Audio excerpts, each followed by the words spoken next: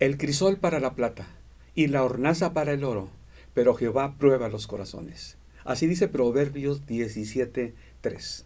La Biblia nos habla de probar, examinar y también de probarnos a nosotros mismos. Y eso es lo importante en el tema de esta mañana.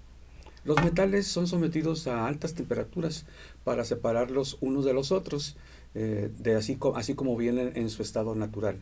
Minerales, metales son separados con la temperatura.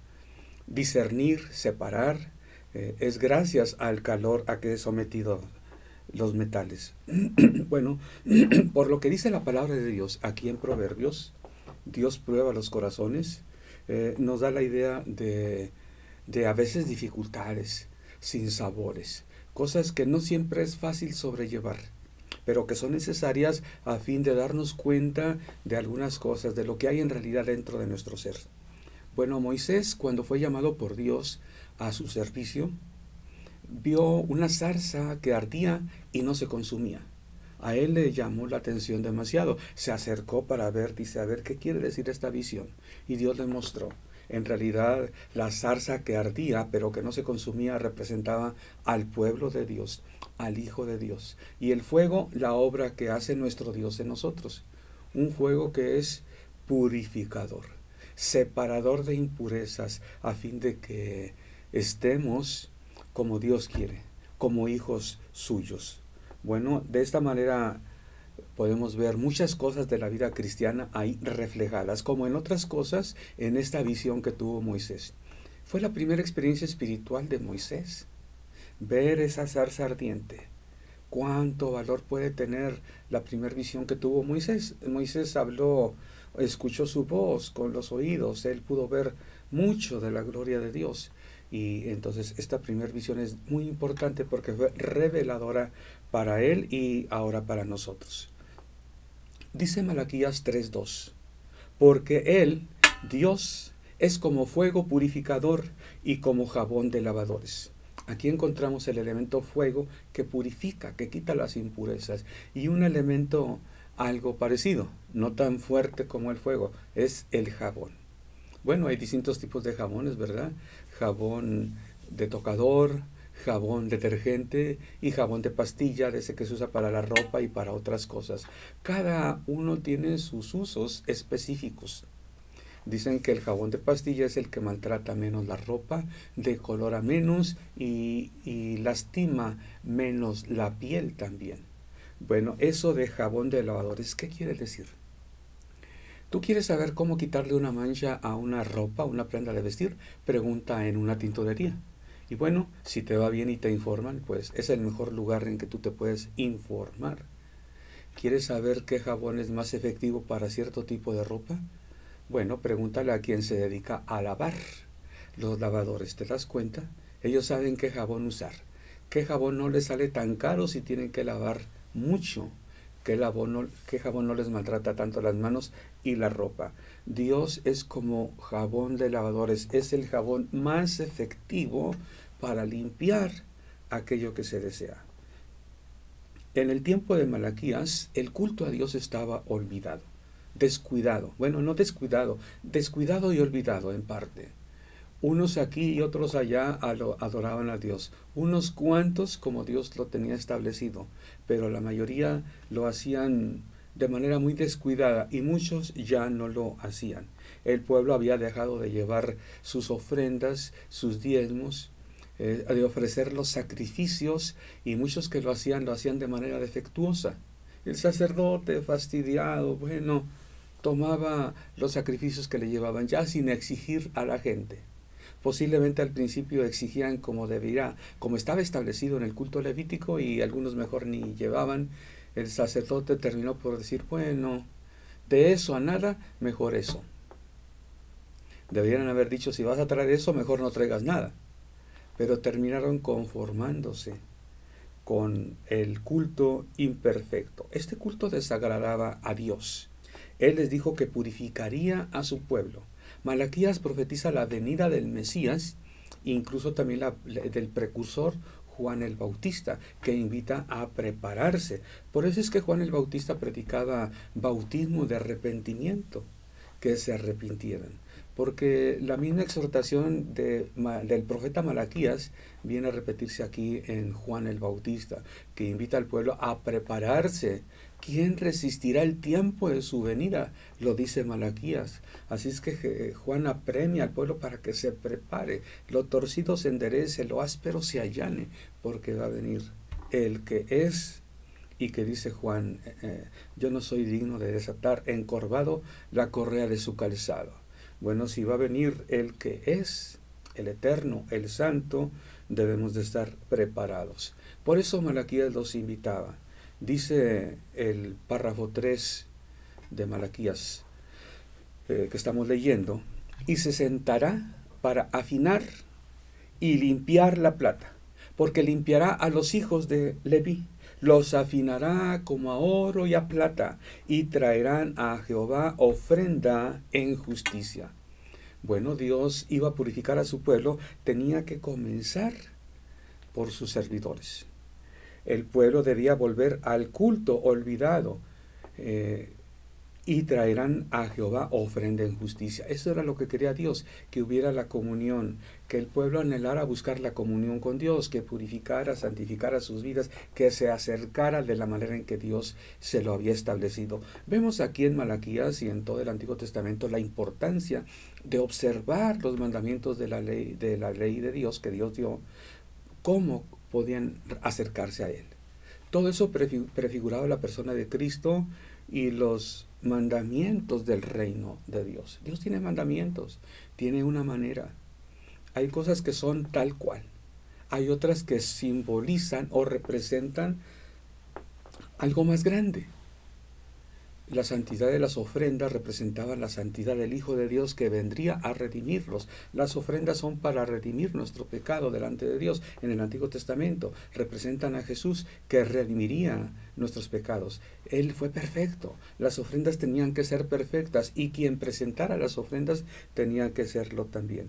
La verdad era que ante la falta de diezmos, de ofrendas, de alimentos, que eran los sacrificios, ofrendas, voluntarias del pueblo, que era alimento para los que servían a Dios, para los levitas y sacerdotes. Ante esta falta, pues cada levita, cada sacerdote sabía cómo le hacía. Escaseaban los recursos materiales y ellos no tenían cultivos, no tenían animales para criar. Vivían de las ofrendas del pueblo, de manera que habían descuidado su vida de santidad, de estar dedicado solamente al culto a Dios para ganarse la vida de una o de otra manera. Como muchos pastores el día de hoy que tienen que trabajar y sudar y afanarse y preocuparse y desvelarse y correr y retrasarse para servir a Dios porque tienen que hacer muchos quehaceres. Bueno, imagínate en el Antiguo Testamento, los levitas que no habían nacido ni vivían para eso, tuvieron que hacerlo. Descuidaron su vida. Como Pablo le dice a Timoteo, se enredaron en los negocios de la vida. Olvidaron lo que era la santidad de Dios. Algunos llegaron incluso a serles infiel a sus mujeres. Dios les dice que iba a venir a purificar a su pueblo, comenzando por la familia de Leví para que ellos presentaran sus sacerdotes. Iban a ser probados, examinados, limpiados, pero algunos iban a ser juzgados juntamente con los del pueblo que eran algunos que fueran hechiceros, mentirosos, engañadores, estafadores de huérfanos, viudas y opresores de extranjeros. Se sentará para afinar y limpiar la plata. Habla de lo minucioso, del cariño que Dios iba a poner a su labor, la atención que iba a prestar a su tarea, que tenía que ser certera y eficiente. Dice, después de que el Señor purificara a los levitas, ellos podrían presentar las ofrendas y sacrificios del pueblo con sus tiaras, con la leyenda santidad a Jehová. Dios continuaría con su pueblo y será grata, dice Malaquías 3:4, y será grata a Jehová la ofrenda de Judá y de Jerusalén, como en los días pasados y como en los años antiguos. Bueno, veamos ahora cómo el rey David habla de probar o de examinar. Hemos visto que este es purificar, probar, a veces pasar por dificultades. Bueno, David tenía un corazón parecido al de Dios. Y él anhelaba la comunión con Dios, la buscaba. Él en uno de sus salmos dice: bienaventurados los que habitan en tu casa, los sacerdotes que están ahí día y noche, los levitas, perpetuamente te alabarán. Él como rey tenía muchas cosas que hacer, a veces de ir a la guerra también, pero él cantaba a su Dios. Él le dice en una ocasión, Salmo 139, 23, examíname, oh Dios, y conoce mi corazón. Pruébame y conoce mis pensamientos. Para nosotros como seres humanos no siempre es fácil. Bueno, querer eso, que sean probados nuestros pensamientos.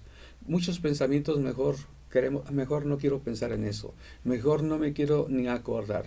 Y hay cosas, aunque no seamos conscientes, que no nos queremos acordar. Y precisamente están en el inconsciente.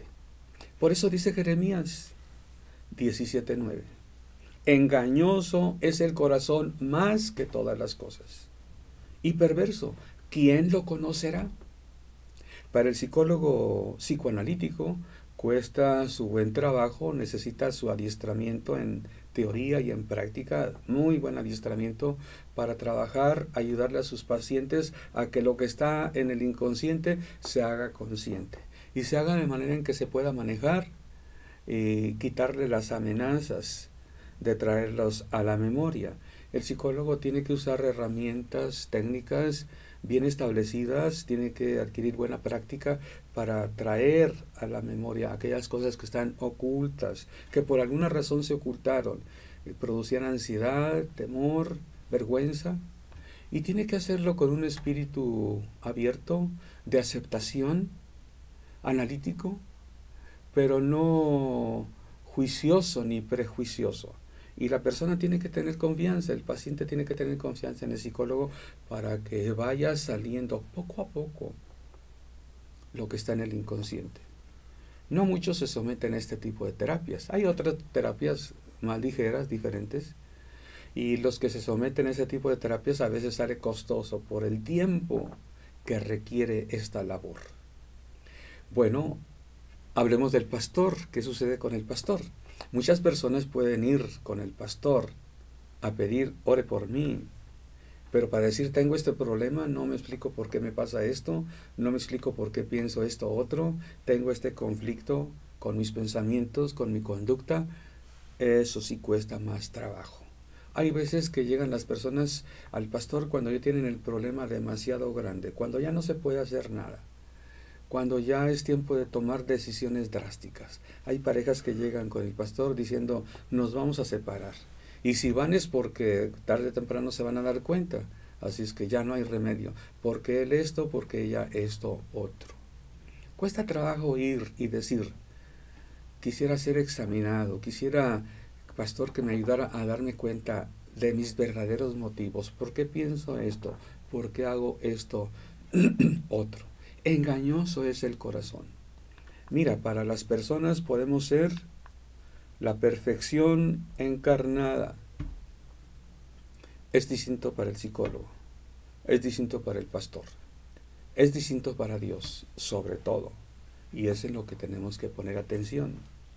La palabra de Dios dice que vamos a dar cuentas de nuestra vida, de nuestras acciones, de lo que Dios nos ha dado. A las personas, a nosotros, a todo mundo nos cuesta trabajo aceptarlo, pero tenemos que hacerlo, es bueno. Cuando ayunamos buscando santidad, Dios nos muestra lo que tenemos que cambiar. Dios nos muestra los verdaderos motivos, el por qué suceden las cosas, el por qué hacemos o el por qué no hacemos, o el por qué reaccionamos ante las cosas que suceden en nuestro exterior. Mira, tú no eres responsable de lo que las personas te hagan o te digan, pero sí eres responsable de tu reacción. Hay veces que reaccionamos indebidamente a lo indebido, o a veces que hasta a lo debido. cuando se nos dicen las verdades, las cosas como son, hay veces que reaccionamos negativamente. Es por eso la importancia de examinar nuestros corazones. 1 Corintios 3:13 dice así: la obra de cada uno se hará manifiesta, porque el día la declarará, pues por el fuego será revelada, y la obra de cada uno, cual sea, el fuego la probará. Los cristianos debemos crecer edificados sobre la fe que es en Cristo Jesús. Bueno, la fe soporta todas las pruebas, si no, no es fe. Pablo dice que nosotros debemos estar edificados sobre esa fe. Nosotros debemos edificar sobre la fe que alguien puso en nosotros. Alguna persona predica la palabra del Señor, Dios la aviva por su Espíritu Santo en nosotros y ahí deposita esa fe. Bueno, esa no es cosa nuestra, pero sí es cosa nuestra que ponemos encima de esa fe. Es decir, cómo edificamos la vida cristiana, cómo es que crecemos. Dice, siguiendo con Corintios, yo leí 1 Corintios 3:13, pero en el 12 dice: y si sobre este fundamento alguno edificare oro, plata, piedras preciosas, madero, heno, hojarasca, la obra de cada uno se hará manifiesta, porque el día la declarará, pues por el fuego será revelada. Y la obra de cada uno, cual sea, el fuego la probará. Ahí viene lo bueno. Si permaneciere la obra de alguno que sobreedificó, recibirá recompensa. Si permanece después de la prueba de fuego. Tu vida es probada, tus acciones son probadas y permanece lo que tú sobreedificaste, bueno, vas a recibir recompensa. Pero si la obra tuya, lo que tú hiciste, lo que tú construiste en torno a tu vida cristiana, si la obra de alguno se quemare, él sufrirá pérdida, si bien él mismo será salvo, aunque así como por fuego. Esa es una frase muy interesante. Él mismo será salvo, aunque así como por fuego. ¿Qué pasa cuando un cristiano es genuina su fe? ¿Es cristiano realmente? Pero en su crecimiento como cristiano no ha sido como debiera. Ha edificado su vida cristiana con heno, con hojarasca, con tela, con papel. Rápido edifica una casa, una fachada. ¡Qué bonita casa! ¡Qué bonito cristiano! Pero luego el fuego la prueba y no queda nada de esa vida. Solo queda la fe. No es lo mismo que sobre esa preciosa fe edifiquemos con oro, con plata, con piedras preciosas. Llega el fuego y permanece nuestra obra. Cuando la obra se deshace porque eran materiales, eran cosas superfluas, vanas, nuestra vida cristiana, bueno, dice, sufres pérdida. Lo que tú creías que era tu vida, lo que otros creían, se viene abajo. No queda nada más que la fe. Si una vez hubo fe, ahí queda la fe. Por eso dice, si bien él mismo será salvo, aun como por fuego. Bueno, que no sea esa tu experiencia, que no sea esa mi experiencia, que seamos probados y que se deshaga todo lo que hemos sobreedificado. Lo que es probado y que resista es la fe solamente. Lo que se sobreedifica, pero que es verdadero, que es precioso, que es valioso, ¿qué es el oro? ¿Qué es la plata? Que te hicieron a ti algo injusto, que te hicieron un mal, pero tú respondiste con un bien. Las virtudes cristianas, lo que es una virtud, los hechos, esos pueden ser superficiales. Los hechos, esos los pueden hacer, y hay veces que hasta mejor, los que no son cristianos. Mira, hay personas que dicen, oh, yo conozco personas que no son cristianas que son mejores que muchos cristianos. Puede ser. Las obras, lo externo, cualquiera las puede hacer. Pero las virtudes cristianas, eso es otra cosa. Ahí están las parábolas del reino. Ahí Pedro en una ocasión le dijo al Señor, oh, Señor, esto es bien difícil. Si es como dicen las cosas, pues ni conviene casarse mejor. Si es tanto lo que tú pides, muchas personas se topan con pared. Bueno, luego hay veces que las personas dicen que la vida cristiana es muy difícil, hay cristianos que dicen que es fácil. ¿Tú qué opinas? Lo que es probado y que resiste el fuego es lo bueno, es lo sustancioso, es el corazón del Evangelio, es lo que Dios ha hecho en tu vida. Lo que Dios ha hecho, lo que nosotros hacemos es algo diferente. Bueno, no es lo mismo que lo hagamos porque Dios nos guía a que lo hagamos. Dios nos pide que lo hagamos a que nosotros lo hagamos por nosotros mismos. Las obras sin fe son muertas. Las obras producto de la fe, bueno, esas deben estar presentes. Segunda Corintios 13:5. Mire, es muy importante lo que dice Pablo a los Corintios. Examinaos a vosotros mismos si estáis en la fe. Probaos a vosotros mismos. ¿O no os conocéis a vosotros mismos que Jesucristo está en vosotros, a menos que estéis reprobados? Pablo no se atreve a juzgar a los de Corinto. No les dice, lo que pasa es que ustedes son vanidosos, lo que pasa es que ustedes son mentirosos, lo que pasa es que ustedes ni son cristianos. No, pero sí les dice, examínense a ustedes mismos. Si están en la fe, pruébense a vosotros mismos, cada uno. ¿O no os conocéis a vosotros mismos? ¿O no te conoces? ¿No sabes si Cristo está en ti o no está? A lo mejor está reprobado, pero tú tienes que sacarlo por conclusión. Es importante que nos examinemos a la luz de la palabra de Dios, no a la luz de lo que otros piensan, no a la luz de lo que nosotros creemos simplemente. Todo eso tiene que ser pasado por la palabra de Dios, a la luz de la palabra. El pueblo de Dios siempre tuvo jueces, desde el Antiguo Testamento, y aún en el Nuevo Testamento dicen las personas, no debemos juzgar a nadie. Bueno, sí y no.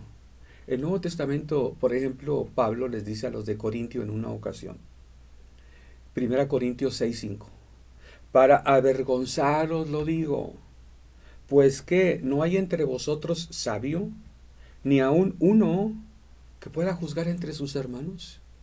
O sea, Pablo esperaba que hubiera la capacidad de juicio en los creyentes, de juzgar las obras de los demás. No es lo mismo juzgar las obras que juzgar los motivos, lo que producen esas obras. Las obras son simplemente si estuvo bien o estuvo mal. Tu prójimo quedó contento contigo, satisfecho con lo que hiciste, o quedó insatisfecho, enojado, molesto. Eso es fácil. Dañaste a tu prójimo, lo perjudicaste, mira, tu hermano se queja de ti de esto, eso no está bien. Eso es relativamente fácil juzgar. Los motivos es lo diferente. El trabajo de un fiscal en un juicio en las leyes civiles en todos los países, su labor es comprobar que el acusado lo hizo con mala intención o que hubo dolo. La labor del abogado defensor es aminorar la carga de la culpa. Tal vez fue un delito que se cometió pero de manera inconsciente. No es lo mismo algo que se comete, un daño que se produce por dolo, por negligencia, mala fe o de manera accidental o equivocada. La pena es diferente según sea el caso. ¿Qué es lo que motivó a cometer tal falta? Eso es lo que cuesta trabajo. ¿Qué es lo que movió? Eso es lo que no es fácil juzgar. Y la Biblia dice que no juzguemos nosotros. Dice Santiago, uno solo es el dador de la ley. Santiago 4:12. El dador de la ley es el que puede salvar y perder. Pero tú, ¿quién eres para que juzgues a otro? Los motivos no podemos juzgarlos. Eso es algo difícil. Hiciste esto por esto. Hiciste esto por envidia. Hiciste esto por molestarme. Y si te puedes equivocar. Antes que Dios te tenga que probar, antes que seas acusado, dice, ponte de acuerdo con tu adversario, dice el Evangelio, examínate a ti mismo, pruébate a ti mismo, para que hay muchos beneficios en examinarte a ti mismo. Tú puedes reconocer un error y pedir perdón por ello, o corregir para ya no cometer ese error. Cuando se ignora esto, estamos condenados a repetir el error. En psicología hay algo que se llama compulsión a la repetición. Y eso es algo de manera inconsciente. Las personas, cuando no se dan cuenta, repiten el mismo error una vez y otra vez y otra vez. Qué importancia es examinarse. Resarcir el daño si es posible. No siempre es posible resarcir el daño. Hay veces que sale peor querer corregir el daño. Pero muchas veces no, muchas veces sí se puede. ¿Qué hizo Zaqueo? Si algo defraudé a una persona, se lo devuelvo cuadruplicado. Voy a dar la mitad de lo que yo he tenido, de lo que tengo, a los pobres. ¿Tienes riquezas mal habidas? Bueno, tenemos un buen ejemplo de resarcir el daño en Zaqueo. Cuando nos examinamos a nosotros mismos, evitamos salirnos del camino del reino, de lo que Jesucristo nos pide. Salir del camino que lleva a la vida. Podemos continuar en esa ruta que nos trazamos porque Dios nos la mostró. Y hay otra cosa también. Evitamos ser piedra de tropiezo a otros. Hay personas que hacen lo que hace su prójimo, su hermano en la fe. De hecho, es una tendencia de las ovejas. Dicen que las ovejas son miopes. Las ovejas no ven muy lejos. Lo que sí ven son las patitas de las ovejas que van delante de ellas. El cristiano comúnmente ve a otros y hace lo que otros hacen. Bueno, evitamos ser piedra de tropiezo si nos examinamos a nosotros mismos y corregimos nuestros errores. Corregimos lo que estamos haciendo mal y evitamos fallas posteriores. Si nos examinamos a nosotros mismos para corregirnos, seguimos creciendo, seguimos madurando o, como decíamos hace un momento, edificando sobre nuestra fe.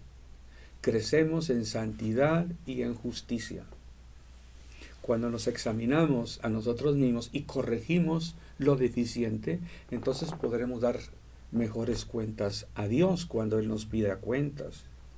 Podemos evitar el juicio de Dios.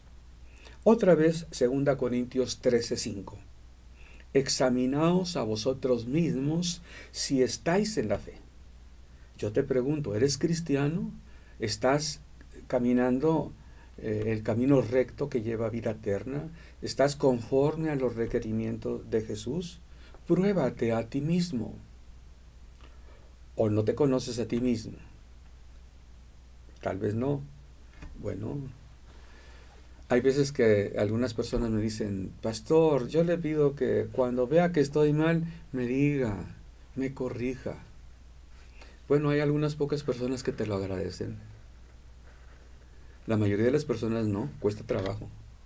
Al menos de primera instancia. Ya después a veces, oiga, pastor, quiero darle gracias por esto y disculpe porque cuando me lo dijo por primera vez me enojé, pero me di cuenta después. Hay que hacerlo. Por eso los levitas, mira, los psicólogos clínicos tenemos que tener una mente abierta, comprensiva, no prejuiciosa, de aceptación, para ayudar a la persona a que traiga a la memoria las cosas que le molestan. El psicólogo clínico lo que más debe tener al cliente para ofrecer es una mente limpia, despejada, libre de prejuicios, analítica y capaz de ayudarle en ese examen y autoexamen.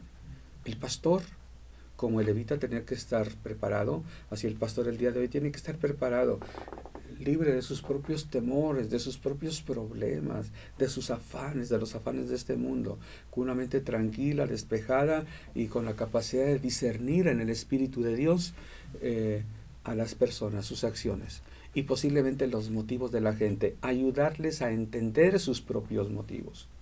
Tal vez sea difícil a veces decir, mira, lo que pasa es que tú esto, lo que pasa es que tú lo otro, pero sí podemos decirle, ¿no será esto? ¿No será lo otro? Para que la persona se pruebe a sí mismo. Mira, para terminar, hay algo que dice Pablo a los Corintios en cuanto a la comunión, la cena del Señor. Cuando se va a impartir la cena del Señor, El que lo ministra no le puede decir a una persona, oye, no te puedo dar a ti la comunión porque tú no estás preparado. Oye, tú no eres digno de tomarla. Tú sí. No podemos. Por eso otra vez Pablo dice, por tanto, pruébese cada uno a sí mismo y coma así del pan y beba de la copa, para que no coma ni beba juicio para sí. Gracias a Dios que nos da la oportunidad de examinarnos a nosotros mismos, que nos invita y que nos da recursos para que lo hagamos, a fin de que cuando estemos ante su presencia, hayamos tenido tiempo de corregir tantas y cuantas cosas en nuestra vida. Mira, la historia clásica, los cuentos y las películas a veces manejan este argumento. Una persona iba a ser llamada a cuentas por Dios, iba a morir, pero por alguna razón la gracia divina le concede un año más, y en ese año la persona es otra persona. Se vuelve afable, bondadosa, cariñosa, perdonadora, amorosa, honesta. Bueno, ojalá que no tengamos que estar en una situación cercana a la muerte para que cambiemos. O bueno, a veces hace falta eso. Ojalá no tengamos que morir y que las cuentas que demos a Dios sean malas cuentas, porque nunca nos examinamos, nunca corregimos, nunca prestamos oídos a quien nos invitaba a que nos examináramos. En esta mañana te invito, te invito a que, como dice la palabra, te examines, te pruebes a ti mismo. Eso lo dice Dios en su palabra. Él que prueba los corazones. Dios te bendiga.